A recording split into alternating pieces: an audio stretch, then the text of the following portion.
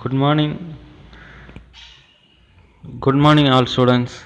Today we are going to discuss about diploblastic and triploblastic animals, diploblastic organization and triploblastic organization அப்படின்னா என்ன அப்படின்னு இந்த கிளாஸில் நாம் தெரிஞ்சுக்க போகிறோம். சரியா? இப்போது diploblastic animals have two germinal layers.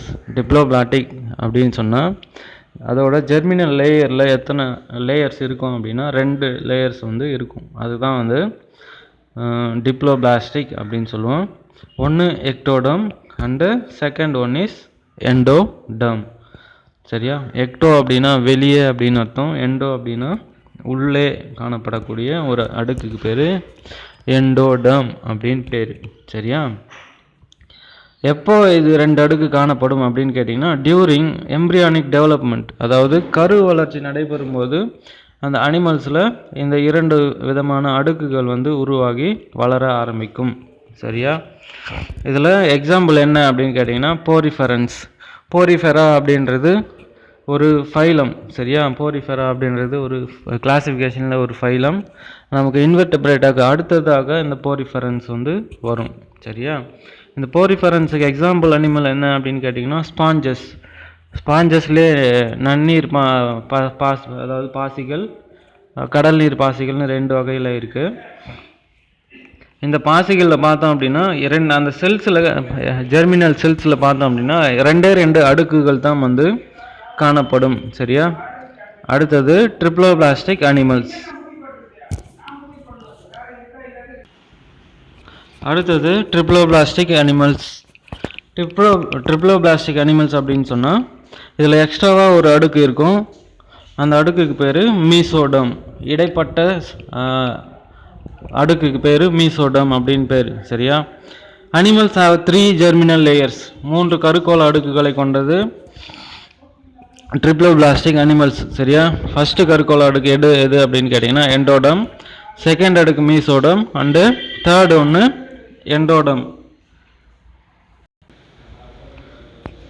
During embryonic development இந்த ட்ரிப்ளோபிளாஸ்டிக் அனிமல்ஸ் வந்து அந்த 3 அடுக்குகளை வந்து உருவாக்கும். சரியா? இதுக்கு எக்ஸாம்பிள் அனிமல் என்ன அப்படின்னா பிளாட்டியல்மின்தஸ், தட்டைப்புழு இனங்கள் நாம் பார்த்தோம், ஃபேசியோலா, ஹெப்பாட்டிகா, அப்புறம் ஒரு சில அந்த தட்டை பூச்சிகள் நமக்கு தெரியும், தட்டையாக இருக்கும் அந்த பூச்சி, அந்த டீனியா சோலியம்லாம் சொல்லுவோம் இல்லையா, ஃபேசியோலா, டீனியா சோலியம், இது எல்லாமே வந்து தட்டை புழுக்கள் இனத்தில் வரும். இதில் பார்த்தோம் அப்படின்னா எம்ப்ரியானிக் டெவலப்மெண்ட் அப்போ கருக்கோள அடுக்குகள் 3 வந்து உருவாகும். சரியா? இந்த டயக்ராமில் பார்த்தீங்கன்னா நமக்கு தெரியும் டிப்ளோபிளாஸ்ட் அனிமல்ஸ் அண்டு ட்ரிப்ளோபிளாஸ்ட் அனிமல்ஸ், இது 2 இருக்குது. இதில் நான் லிவிங் லேயர்னு ஒன்று இருக்கும். எதில் அப்படின்னா டிப்ளோபிளாஸ்ட்டில். ட்ரிப்ளோபிளாஸ்ட்டில் பார்த்தோம் அப்படின்னா மீசோடம் வந்து ஃபார்ம் ஆகிருக்கும். சரியா? இந்த ஆரஞ்சு கலரில் இருக்கு இல்லையா,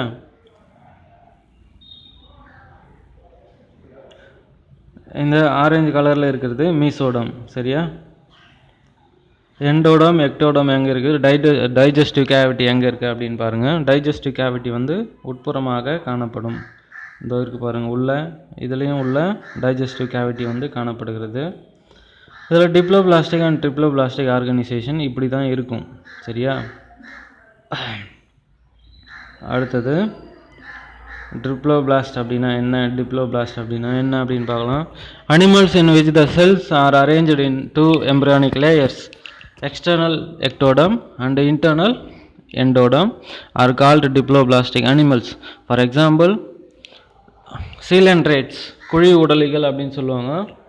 அந்த சீலன்ட்ரேட்டா அப்படின்ற ஒரு ஃபைலமில் இது வந்து காணப்படுகிறது. சரியா? இதுவும் ஸ்பாஞ்சஸை குறிக்கக்கூடிய ஒரு ஃபைலம் தான். சரியா? an animal possessing 2 major tissue layers, these contain the outer layer and the inner layer. During gastrulation, diploblastic organism form a gastrula which consists of 2 key germ cells. 2 விதமான கருக்கோள அடுக்குகளை இவை உருவாக்குகின்றன. எப்போ அப்படின்னா அந்த கேஸ்ட்ருலா ஃபார்மேஷன் அப்போ. சரியா? கேஸ்ட்ருலேஷன் அப்படின்றது செல் டிவைட் ஆகி நிறைய செல்ஸ் வந்து ஒரே கருக்கோளத்தில் இருக்கும். அந்த டைமில் தான் இந்த ஜெர்மினல் லேயர்ஸ் வந்து உண்டாக்கம் நடைபெறும். சரியா? Next, these two germ layers are composed of endoderm and ectoderm but not mesoderm. இதில் mesoderm வந்து இருக்காது. சரியா? And undifferentiated அதாவது undifferentiated layer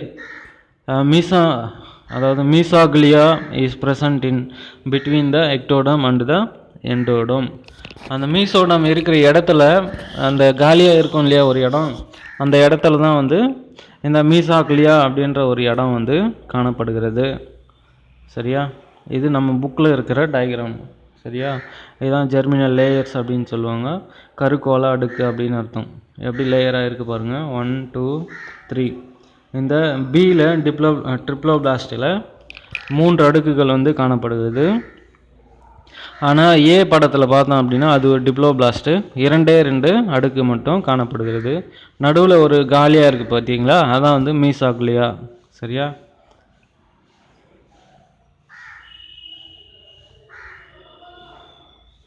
இங்கே பாருங்கள், இந்த இடம்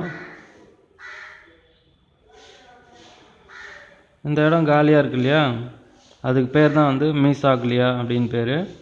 இங்கே காலியாக இருக்காது, நடுவில் ஒரு அடுக்கு காணப்படுது, அதுக்கு பேர் மீசோடர்ம். சரியா?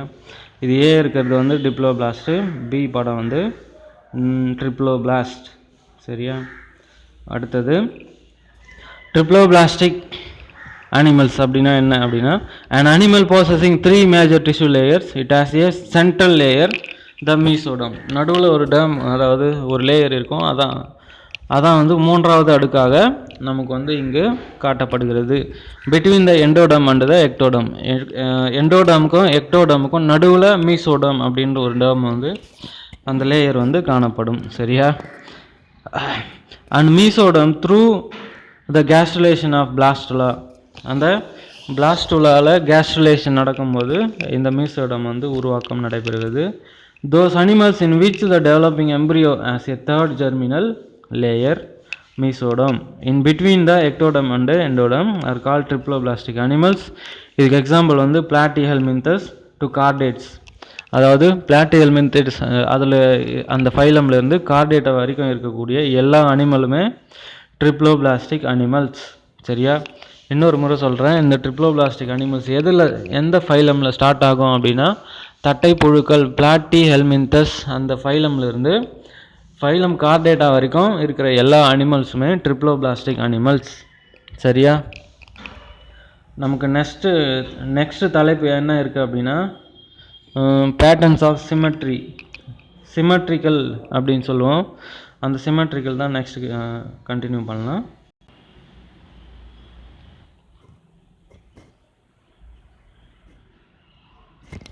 கவனிங்க, நெக்ஸ்ட்டு பேட்டர்ன்ஸ் ஆஃப் சிமெட்ரி நம்ம புக்கில் இருக்குது, page number 16. Animals can be classified by 3 types of body plan symmetry. அதாவது 3 வகையில் இந்த அனிமல்ஸ் வந்து கிளாசிஃபிகேஷன் வந்து செய்யப்படுகிறது, அதாவது வகைப்படுத்தப்படுகிறது. 1 ரேடியல் சிமெட்ரி, 2வது bilateral symmetry and 3rd asymmetry. சரியா? ஃபஸ்ட்டு வந்து ரேடியல் சிமெட்ரி அப்படின்னு சொன்னால், ரேஷியோ அப்படின்னு நமக்கு தெரியும் இல்லையா. ரேஷியோ அப்படின்னா ரேடியஸ் அப்படின்னு சொல்கிறோம், ரேஷியோ இல்லை. ரேடியஸ் அப்படின்னு சொன்னால் ஒரு சர்க்கிளில் இதான் ஒரு சர்க்கிள் அப்படின்னு வச்சுப்போம். இது ஒரு அனிமல் அமீபான்னு வச்சுப்போம். இது ஒரு ரேடியலி சிமெட்ரிக்கல் அனிமல். சரியா? இது ஒரு அமீபா, இது ஒரு ரேடியலி சிமெட்ரிக்கல் அனிமல் அப்படின்னு சொன்னால், ஒரு அனிமலை இந்த மாதிரி 4ஆக டிவைட் பண்ண முடியும். சரியா? இதுக்கு பேர் தான் ரேடியலி சிமெட்ரிக்கல் அப்படின்னு அர்த்தம். சரியா? அடுத்தது செகண்டு பைலேட்ரல் சிமெட்ரி. இங்கே இருக்கு பாருங்கள், பைலேட்ரல் சிமெட்ரி.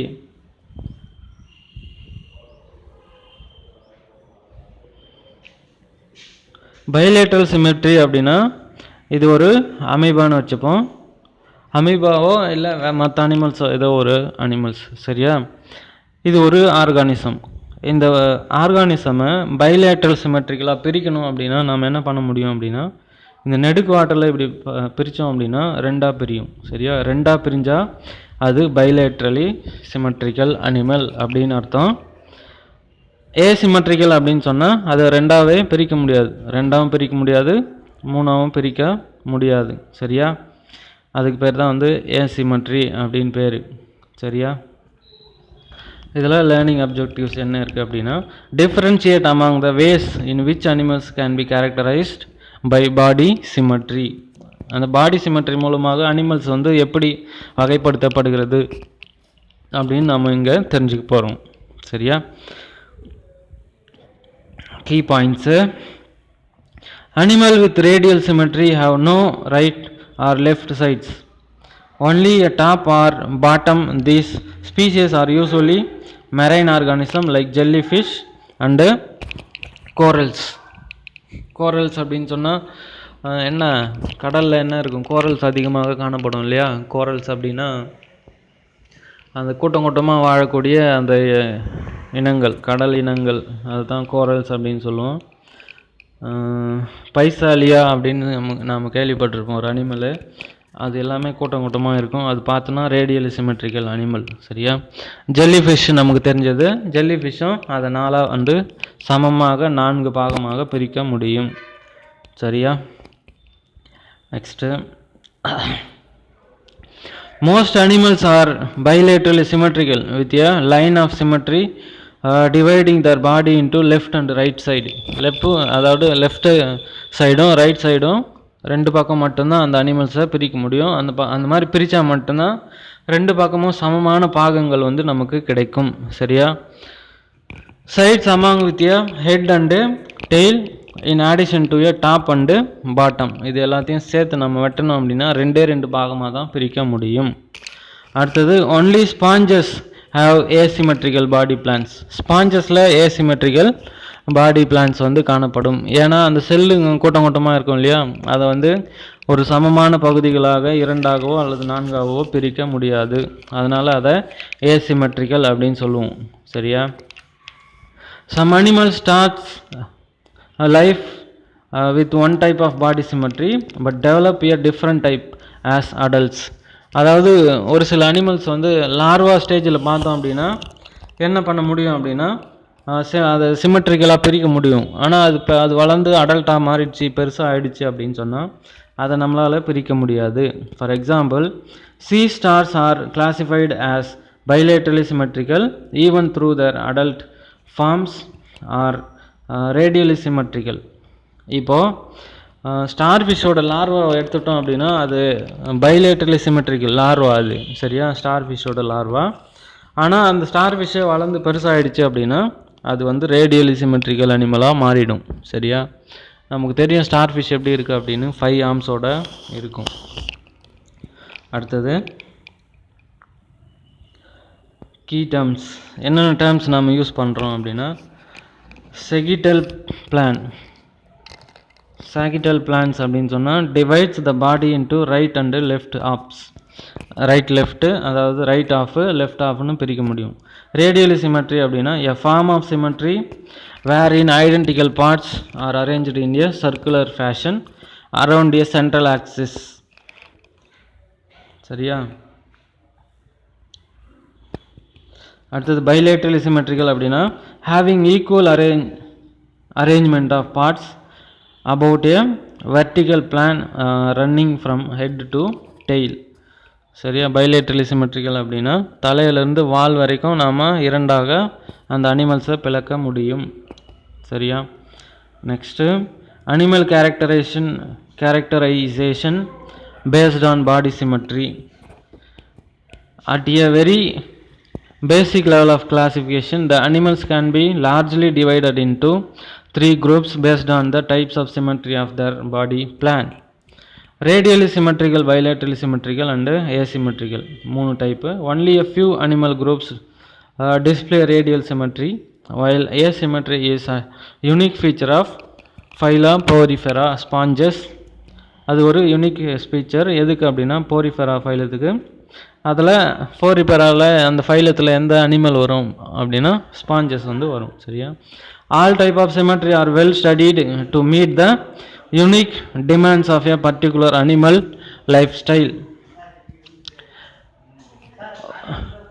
ஒரு அனிமல் இருக்குது அப்படின்னா அதோட லைஃப் ஸ்டைலில்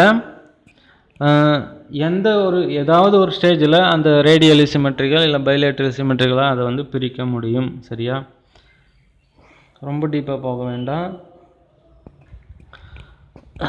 sponges radially symmetrical, asymmetry sponges வந்து நம்ம புக்கில் டயக்ராமில் கொடுத்துருக்காங்க, அதை பார்த்துக்கோங்க. Bilaterally symmetrical. சரியா, அவ்வளோதான் இருக்குது நமக்கு. இதில் ரொம்ப ப்ராடாக போனோம் அப்படின்னு சொன்னால் ரேடியல் சிமெட்ரிக்கல்.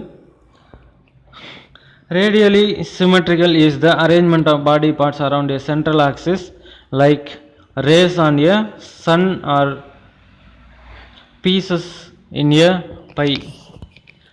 அதாவது பைனா நமக்கு தெரியும் என்ன, பைனா ரவுண்ட் அப்படின்னு அர்த்தம்.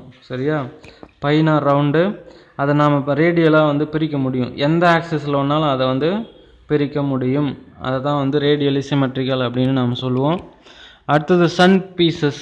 சன்னிலிருந்து நமக்கு அந்த ரேஸ்லாம் தெரியும் இல்லையா, ஒரு பெரிய ரேஸ் இருக்கும், ஒரு சின்ன ரேஸ் இருக்கும், அது எல்லாமே சுற்றி சுற்றி வந்து இருக்கும். அதையும் என்ன பண்ண முடியும் அப்படின்னா, நம்மளால் எந்த ஆங்கிளில் இருந்து வேணாலும் நம்மளால் அதை பிரிக்க முடியும்.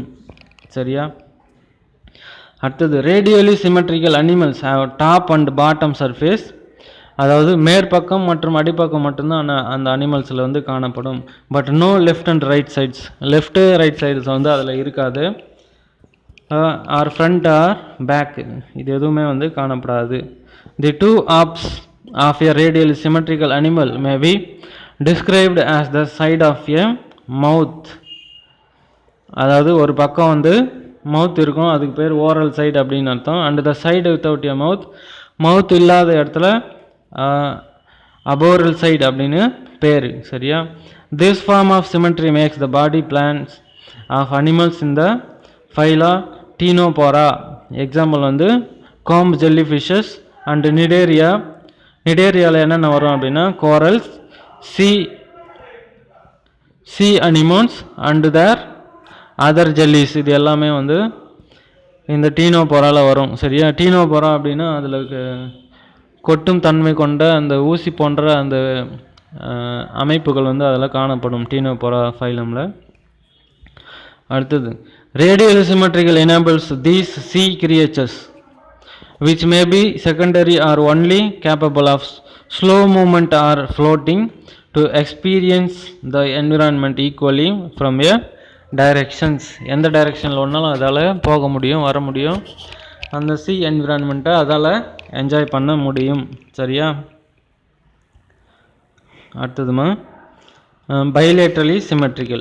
Bilaterally symmetrical involves the division of the animal through a sagittal plane resulting in two mirror image, right and left halves, such as those of a butterfly, crab, human body. இது எல்லாமே வந்து bilateral symmetricalக்கு எக்ஸாம்பிள். சரியா, animals with bilateral symmetry have a head and tail. தலையும் வாலும் அந்த bilateral symmetrical அனிமலுக்கு காணப்படும். Head இருக்கிற பக்கம் anterior அப்படின்னு சொல்லணும், டெய்ல் இருக்கிற பக்கம் போஸ்டீரியர் அப்படின்னு சொல்லணும். சரியா, post and back, front and back இருக்கும். ஃப்ரண்ட்னா டார்சல், பேக்னா வென்ட்ரல் அப்படின்னு அர்த்தம். சரியா, நமக்கு தெலுங்கில் நாம் வெனக்கா போ அப்படின்னு சொன்னால் பின்னாடி போ அப்படின்னு அர்த்தம். அது நல்லா ஞாபகம் வச்சுக்கோங்க. ஃப்ரண்ட் அப்படின்னா டார்சல், பேக் அப்படின்னா ventral. And the right and left sides, இதில் ரைட் லெஃப்ட் எல்லாமே வந்து காணப்படும். All true animals except those with radially symmetrical or bilaterally symmetrical, எல்லாமே இந்த பைலேட்ரல் சிமெட்ரிக்கல்லையும் வரும், ரேடியல்லையும் வரும். சரி, next the evolution of bilateral symmetry and are bilaterally, therefore the formation of anterior and posterior head and tail hence promote a phenomenon called cephalization.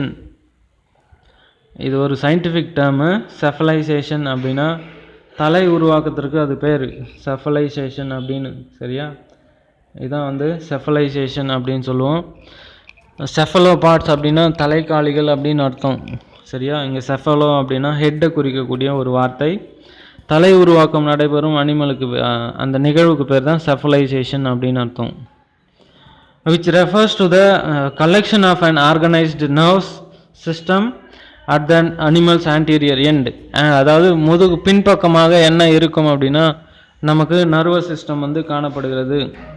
In contrast to radial symmetry which is best suited for stationary or limited motion lifestyles, bilateral symmetry allows for streamlined and directional motion. Bilateral சிமெட்ரிகள் எதுக்காக உதவுகிறது அப்படின்னா streamline ஒரே நேராக பயணிக்கக்கூடிய ஒரு தன்மையை நமக்கு வழங்குகிறது. அடுத்தது, in evolutionary terms this simple form of symmetry promoted active mobility and increased sophistication, அதாவது sophistication of resource seeking and predator prey relationships. sophistication அப்படின்னா ஸ்டாப் பண்ணுறது அப்படின்னு அர்த்தம். சரியா?